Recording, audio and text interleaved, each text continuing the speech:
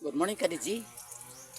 Magluto na pud ta og pakbit o semi pakbit lang ni kay di man kompleto og kuan ang gulay. Wala man siyang palya. So semi pakbit na lang kay talong og kuan naman ni ng balatong. So dalawa ng kaklase no. So gilo na akong lamas no nga tapos dason kay na pong ano kining balatong og talong may tanglad kay para lamas na. So lagay ko na. So kahapon itong isang araw ang ulam ko is pakbit, semi pakbit, talong at saka ano. Tapos ngayon maluto naman uli. Ko may kuilaing nga dakpan ka dito na mga gihapon karon. Ano say madakpan may akong may para may ulam man kita. Importante may ulam.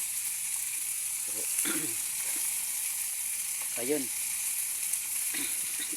Ipasiko sa nato ng kuan ha kining ayong talong kay og alagbati para nanan masarap.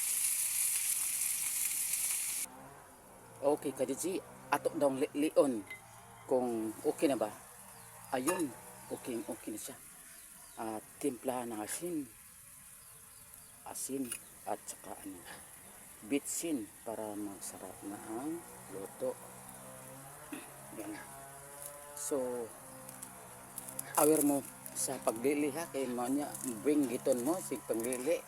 So bawal unta nang malili pero mao na may mga terms na panglili jud. Sige lang silang tingnan natin kung okay na ba at tikman para masarap na ang luto. Importante masarap ang luto.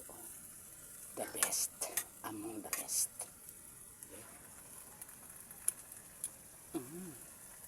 Sarap na. Daog na. Ang kanin na isa ka mandihadong kanin. Daog na gini kadiji. Okay. Luto na po siya. Okay. Thank you for watching.